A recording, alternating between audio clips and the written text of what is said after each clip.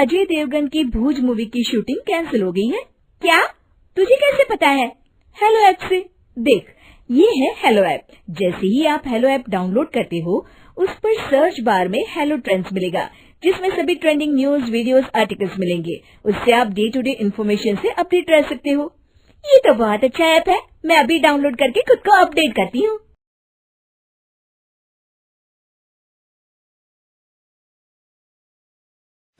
सलोनी बहुत ही सीधी और भगवान को मानने वाली थी, लेकिन उसकी सौतेली माँ उसके सीधेपन का फायदा उठाती थी और उस पर बड़े अत्याचार करती थी।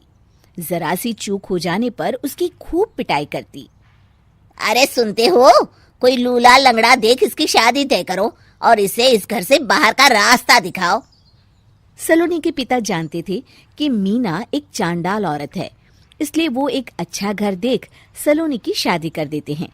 लेकिन वहां भी सलोनी से जलने वालों की कमी नहीं थी। सलोनी की ननद निकिता उसे बिल्कुल पसंद नहीं करती थी। सलोनी, बात तो सुनो जरा।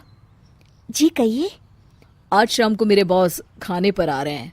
ध्यान रहे उनकी खातिरदारी में किसी प्रकार की कोई कमी नहीं होनी चाहिए। जी आपने कह दिया, बिल्कुल वैसा ही होगा। शाम को सलोनी जैसे ही गैस पर खाना चढ़ाकर वहां से जाती है, अभी इसके खाने का स्वाद बढ़ाती हूँ। निकिता गैस की आंच तेज कर देती है। थोड़ी देर में देखते ही देखते सारा खाना जल जाता है और पूरे रसोई घर में चारों तरफ धुआं फैल जाता है। अब आएगा मजा। माँ जल्दी आओ, यहाँ देखो सलोनी ने किचन में आग लगा दी। अरे तेरा सत्यानाश हो, कल मुही तूने ये क्या कर दिया? सलोनी की सास उसे बहुत डांट फटकार लगाती है। तभी मोहन अपने बॉस के साथ घर में प्रवेश करता है।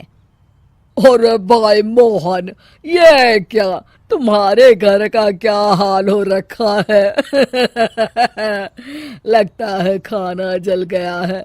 चलो खाने का प्रोग्राम कैंसिल करो, मैं अपने घर जाके खा लूंगा। सर, दरअसल सर मुझे माफ कर दीजिए। अरे कोई बात नहीं, घरों में ये छोटी मोटी बातें होती रहती है।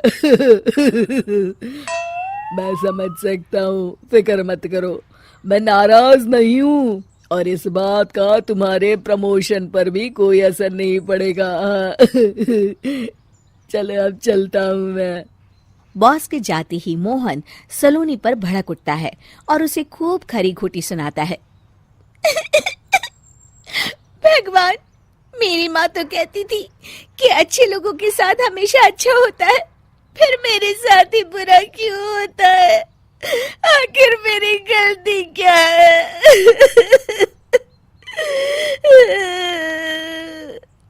तभी आकाशवाणी होती है। बेटी, अब तुम्हें कोई दुख नहीं दे पाएगा।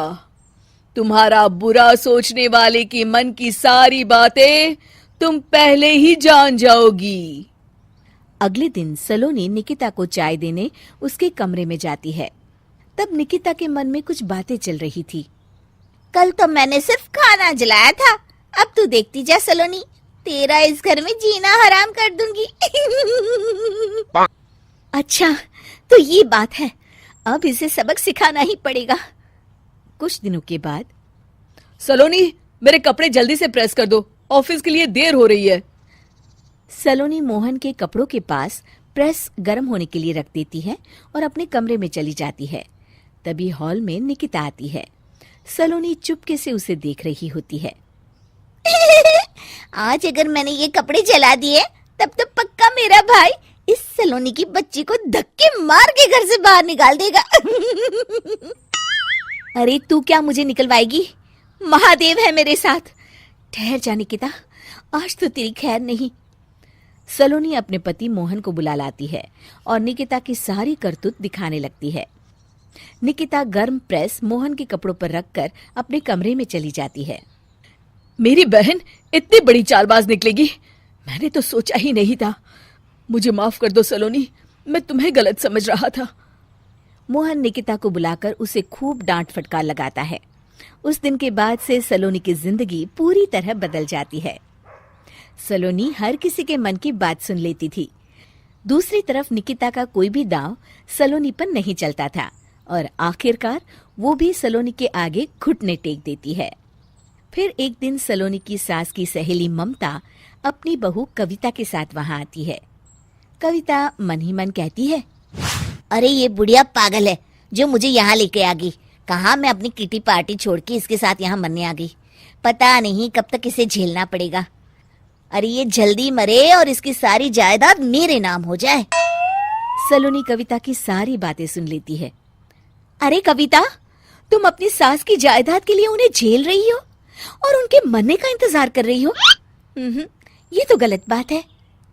सलोनी की बात सुनकर कविता बिना देर किए कहती है, अरे ये तुमने कैसे सुन लिया? ये सारी बातें तो मैं अपने मन से बोल रही थी। तुमने कैसे सुन लिया? बस फिर क्या था। ये सुनते ही कविता के बगल में बैठी उसकी सास उसकी चोटी पकड़ लेती है। क्यों रे कलमुही, तू मेरे बारे में ये सब सोचती है? मम्मी जी मुझे माफ कर दीजिए। बड़ी आई मेरी जायदाद लेने वाली। मैं आज ही अपने वकील को बुलाकर सब कुछ छोटी बहू के नाम कर देती हूँ। चल घर चल, आज तेरी अच्छी खबर लेते हूँ। इस तरह सलोनी लोगों के मन की बातें सुन लेती थी, लेकिन धीरे धीरे सलोनी को एहसास होता है कि उसके आसपास के सारे लोग एक दिखावे की जिंदगी जीते हैं और सब एक दूसरे के बारे में बुरा ही सोचते हैं। हे भगवान, दुनिया में कैसे लोग हैं? सबके मन छल कपट से भरे हैं। मैं तो लोगों के मन की बातें सुन सुनकर तंग आ चुकी हूँ। मैं अपनी जिंदगी में अब बहुत खुश हूँ। अब आप मुझसे ये शक्ति वापस ले लीजिए भगवान। इस तरह भगवान सलोनी को दी हुई शक्ति वापस ले लेते हैं और सलोनी एक आम जिंदगी जीने लगती है।